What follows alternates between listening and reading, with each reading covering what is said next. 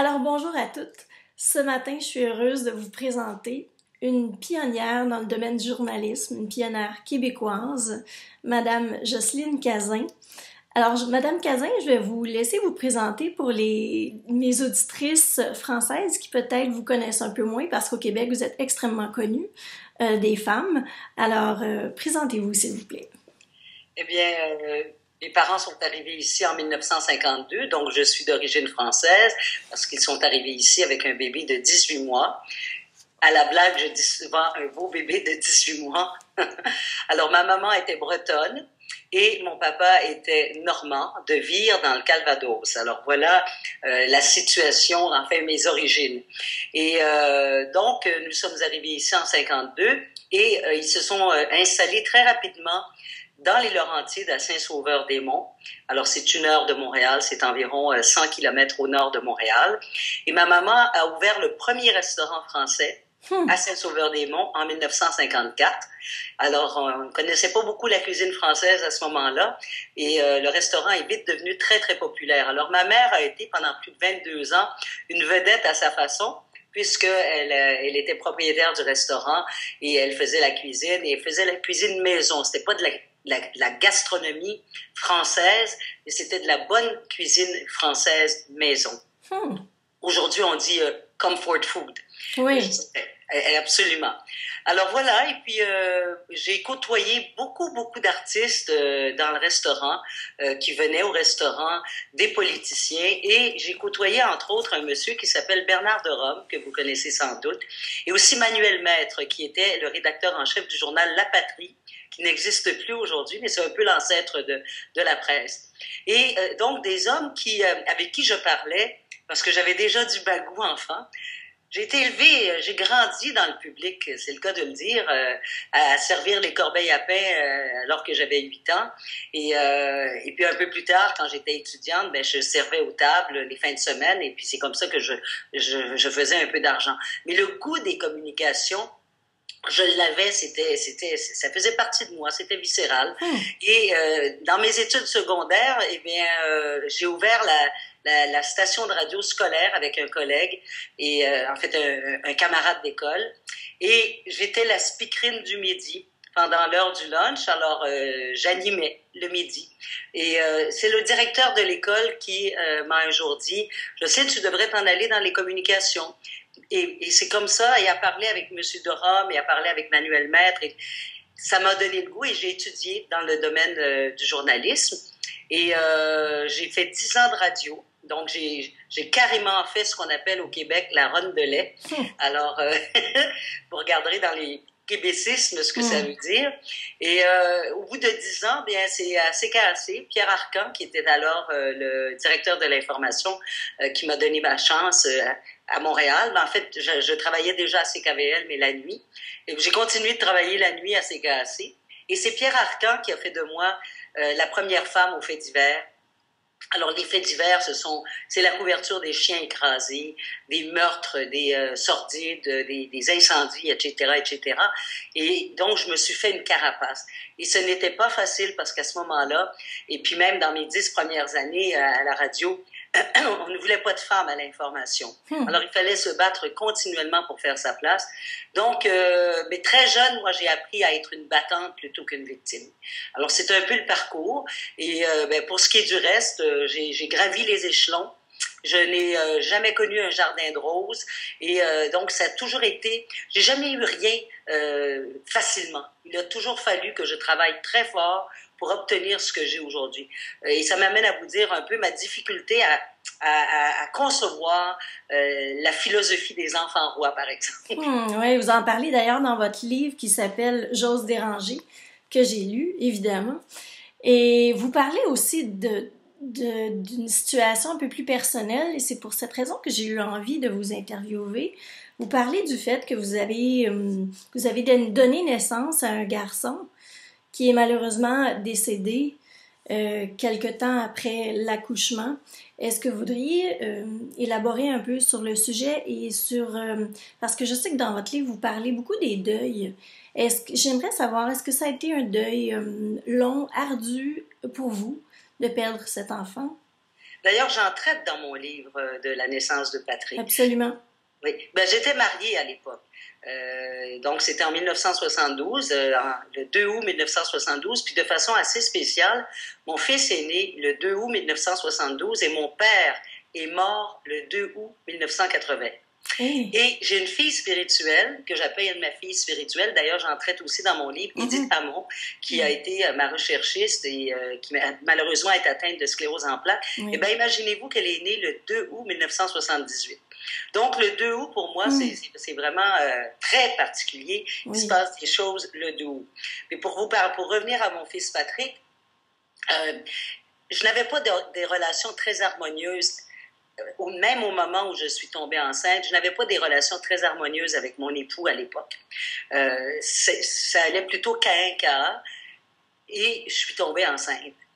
Alors, déjà là, il s'est passé quelque chose, mais vous savez, en 72, on n'était pas encore très ouvert à l'avortement, puis de toute façon, il n'aurait même pas fallu que j'ose prononcer ce mot-là auprès de mon mari, parce que je pense que j'aurais passé un mauvais quart d'heure. Alors, j'ai donc eu cet enfant-là, mais qui n'était pas tout à fait dans l'amour. Normalement, quand on a un enfant, d'abord, ça se fait à deux. Hein? C'est comme ça. Et normalement, ça se fait dans l'amour. Alors que là, l'amour n'était pas vraiment au rendez-vous.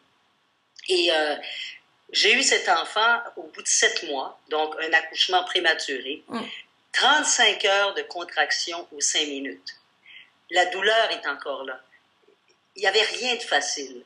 Je vous l'ai dit d'ailleurs d'emblée, j'ai rien eu de facile dans ma vie, alors même pas l'accouchement de cet enfant-là, mais que j'ai appris à vouloir tout au long de la grossesse. Je l'ai finalement voulu, cet enfant-là. Hein, je suis quand même humaine, j'aime les enfants en plus. Je suis certaine que j'aurais développé un côté maternel. Mais ça n'a pas été le cas parce que, donc, il est né prématurément à 7 mois. En 1972, nous n'avions pas les avancées que la médecine a aujourd'hui. Et il pesait 3 livres et 7 onces. Mais c'est viable quand même. Absolument. Moi, je pesais 4 livres. Et je suis en pleine forme. Vous avez l'air en pleine forme. Oui, en plus. Alors, donc, ça a été un accouchement difficile et tout de suite, on l'a transféré à Sainte-Justine et il a vécu à peu près 1 semaine. Il était atteint d'une pneumonie, m'avait-on dit à l'époque. Alors, ça a été très douloureux, mais ce qui a été douloureux, ça a été le jugement des autres par rapport à ça, c'est-à-dire le jugement de mon mari. Le jugement de ma belle-mère, surtout parce que j'ai eu un beau-père extrêmement sympathique. Le jugement de mes parents, de mon père, qui était extrêmement sévère aussi. Et c'est ça qui a été difficile parce que je vivais quelque chose d'extrêmement pénible, d'extrêmement douloureux, mais il y avait pas beaucoup d'empathie autour de moi. Quelques amis, quelques bonnes amies, heureusement. Alors, je vous dis que ça n'a pas été des mois évidents à vivre. Donc, j'ai un souvenir, mais aujourd'hui, c'est parce que vous me rappelez ça, vous m'incitez à parler de ça. Pardon. Mais aujourd'hui, il n'y a plus de regrets, il n'y a plus de culpabilité non plus. Et je peux vous dire une chose, Catherine, je me suis sentie coupable pendant très longtemps. Je sais que c'est un sujet délicat, que ce n'est pas facile d'en parler, puis je vous remercie de vous ouvrir là-dessus parce que je pense que votre témoignage peut aider. À chaque personne qui parle de son expérience, ça peut aider et donner de l'espoir à d'autres femmes. Donc, merci beaucoup. Est-ce que par la suite, vous avez eu envie d'avoir d'autres enfants ou est-ce que suite à cette expérience difficile, vous avez mis tiré un trait sur cette possibilité? Ben absolument. J'ai eu envie d'avoir un enfant, mais beaucoup plus tard, parce que après la mort de Patrick, puis un peu plus tard la séparation avec mon mari, pardon, c'est de bonne heure le matin. Oui. Alors, je suis devenue une femme de carrière. Alors, je me suis vraiment axée vers le travail, vers le métier. probablement un petit peu pour oublier aussi, mais pour avancer aussi, pour faire quelque chose avec Jocelyne Cazin. Et c'est à l'âge de 35 ans que le goût d'avoir un enfant m'est revenu. Et vraiment, cette fois-là, de façon viscérale. De façon viscérale. Hein? Le goût d'être mère, je ne sais pas si vous êtes maman vous-même, mais je voulais avoir un enfant. Mais il n'y avait pas d'homme dans ma vie à ce moment-là. Mais je me suis dit, c'est pas grave, parce que là, on avait évolué aussi, on avait vu, bon. Alors, j'ai dit, bon, ben, je veux avoir un enfant. Mais savez-vous ce que j'ai fait? C'est que je me suis mise à lire. Dont Le journal d'une mère de Phyllis Schiller. Je ne sais pas si vous avez déjà lu ce livre. Non. Il faut que vous mettiez la main sur ce livre-là, qui a été un peu l'élément déclencheur de ma décision. Là, je vais vous dire 2 mots très importants. Ma décision de ne pas avoir d'enfant, et ça a pris 5 ans. Imaginez-vous, là, ça m'a pris 5 ans avant d'établir que finalement, je n'aurais pas d'enfant. Je dis, quand je parle de 2 mots, vous pouvez me dire le choix de ne pas avoir un enfant, et moi, je vous réponds la décision de ne pas avoir un enfant. Et pour moi, c'est différent. Le choix, c'est quelque chose qui vient probablement du cœur, des tripes, des émotions, alors que la décision, c'est beaucoup plus rationnel. Ça vient beaucoup plus de la tête.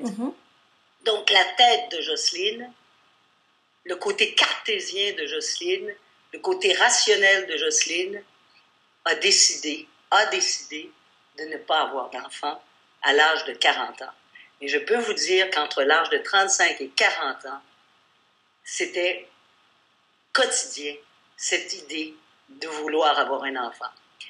Et aujourd'hui, j'ai 64 ans. Et très sincèrement, si vous me demandiez, est-ce que vous avez des regrets dans votre vie? Moi, généralement, je me réponds, j'aime mieux avoir des remords que des regrets.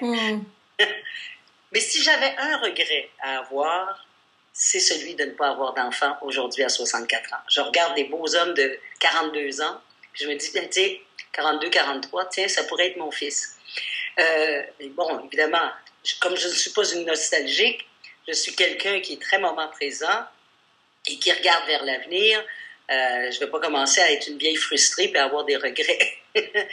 Mais si j'avais un regret, ce serait celui-là. C'est vrai.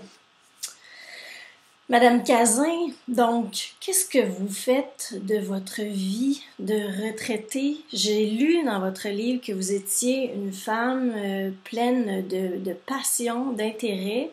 Ce que j'ai découvert, en fait, c'est que vous étiez une femme pour qui le bénévolat est très important, aussi une mentor. Et vous parlez également de l'importance de se bâtir un réseau. Je pense que cela m'est apparu comme des clés importantes pour les femmes sans enfants vieillissantes, pour qu'elles arrivent à se trouver des objectifs de vie et une manière de s'épanouir. Je ne sais pas si c'est votre façon de vous épanouir. Est-ce que vous pouvez élaborer sur ces points précisément? Oui, ben, c'est toujours, tout ce que vous venez de dire est en fonction de ma propre personnalité. Moi, j'ai besoin de me sentir utile. Donc, se sentir utile à travers quoi? Étant donné que je n'ai pas d'enfants, je n'ai pas de famille non plus. En Amérique, j'ai pratiquement plus de famille. Donc, il faut absolument que je me sente utile quelque part. Mais ce n'est pas à partir du moment où j'ai pris ma retraite que j'ai commencé à faire du bénévolat. J'en faisais déjà avant de prendre ma retraite. Vous savez, il y a des choses qui se bâtissent. J'appelle ça une bonne préparation à la retraite sans trop le savoir et sans faire totalement exprès. Mais je pense que la transition entre le monde du travail et la retraite est beaucoup plus facile à vivre à partir du moment où on a commencé à préparer tout ça avant. Donc, le bénévolat, j'avais commencé bien avant, mais ça m'est venu aussi, ça m'est venu de ma mère, qui a été une grande bénévole dans sa vie. Donc, j'avais un bel exemple de ce côté-là, et ça a été beaucoup plus facile. Mais il y a des causes qui sont venues me chercher. Je vais vous donner un exemple, la sclérose en plaques. En 2003-2004, on me demande d'être la porte-parole du marathon de golf pour la sclérose en plaques, où on fait 100 trous de golf, on joue 100 trous de golf en une journée pour aller recueillir des fonds pour venir en aide aux gens qui sont atteints de la sclérose en plaques et pour venir en aide à la recherche aussi, parce que vous savez que c'est une maladie dégénérative du système nerveux dont on n'a pas trouvé le médicament miracle encore. Oui, oui. Alors, on m'a invité parce qu'on savait que j'aimais jouer au golf, mais on ne savait pas que j'avais à l'époque 3 amis qui étaient atteints de sclérose en plaques. Alors, c'était comme, je n'avais pas le choix, en quelque sorte. Oui. Et j'ai dit oui. Et depuis, donc, 2003-2004, je suis ambassadrice de la Société canadienne de la sclérose en plaques. Et imaginez-vous que cette 4e personne qui s'est ajoutée, vous en avez parlé un peu tout à l'heure, c'est Edith Hamon, qui a été ma recherchiste, et qui m'annonçait en 2010 qu'elle était atteinte de sclérose en plaques. Mais tout ça pour vous dire que l'être humain vit par projet. L'être humain a besoin de se sentir utile quelque part et l'être humain a besoin d'avoir une raison d'être. En tout cas, je parle de l'être humain intelligent, normalement constitué. Il me semble que il n'y a pas un être humain qui a envie d'être un légume dans sa cuisine puis de dire « Ah ben moi, je fais rien. » Rien du tout. Puis là, peut-être que je porte un jugement de valeur un peu cru, mais moi, je pense que l'être humain a envie de dire « Tiens, je vais laisser ma petite marque sur la terre. » Pas nécessairement quelque chose de terrible, de grandiose, mais à tout le moins de dire « Tiens, je transmets mon expérience, je transmets mon expertise, je transmets ce que j'ai été, ce que je suis à quelqu'un qui me suit. » Et pas nécessairement à son propre enfant. Ben non, puisque je n'ai pas d'enfant, puis il y a certainement des femmes qui sont à l'écoute, qui n'ont pas d'enfant non plus, et qui se disent, ben comment moi je peux faire partie de la suite du monde? Absolument. Parce que dans le fond, c'est ça. C'est ça, être la suite du monde. Si on veut se perpétuer, si on veut continuer dans l'éternité, eh ben, la transmission d'informations, ça peut être à n'importe qui autour de soi, qui est, bon, évidemment, certainement un peu plus jeune. Alors, moi, c'est ma façon, à travers le bénévolat, mais à travers le mentorat également. Donc, il y a des jeunes qui viennent vers moi. Et en plus, c'est formidable, Catherine, parce que toutes ces activités, je ne suis pas allée vers ces activités, ce sont ces activités qui sont venues vers moi. Donc, la vie m'invite continuellement à être toujours en action. Et ça, je trouve ça extraordinaire. En terminant, j'aimerais citer une phrase que vous avez écrite, en fait citée dans votre livre. Et la phrase, c'est « Dans le mot vieillir, il y a le mot vie ». Je trouve que vous incarnez parfaitement cette phrase. Se dégage de vous un grand dynamisme, une grande générosité. Et je vous remercie beaucoup d'avoir partagé votre vision des choses et vos expériences de vie avec les femmes qui lisent le blog femmesansenfants.com. Mais Catherine, je vais vous dire quelque chose. J'aime beaucoup cette phrase d'ailleurs qui est venue d'un congrès du Regroupement québécois des résidences pour aînés, mais j'ai plutôt adopté une phrase que j'ai entendue, et d'ailleurs j'en parle dans mon livre, de Jeanne Moreau, qui dit « Moi, monsieur, je ne vieillis pas, j'avance en âge. » Il me semble que je vieillis moins vite. Sur ces belles paroles, merci encore, et j'espère avoir la chance de recommuniquer avec vous. Et j'espère que vos lectrices liront le livre « J'ose déranger », que l'on peut retrouver d'ailleurs par Internet. Je pense qu'il y a Archambault, il y a Renaud-Bré, il y a Amazon aussi, qui peut peut-être vendre ce livre-là aux lectrices françaises. Si vous saviez comme j'aimerais que ce livre-là traverse l'Atlantique, parce que j'ai beaucoup de familles encore en France et je serais vraiment heureuse de voir qu'on puisse lire ce livre-là de l'autre côté. Alors, je vais m'empresser de mettre le lien pour vous permettre de se procurer ce livre. Et je vous remercie beaucoup encore et bonne joute de tennis. Merci, Catherine. Au revoir.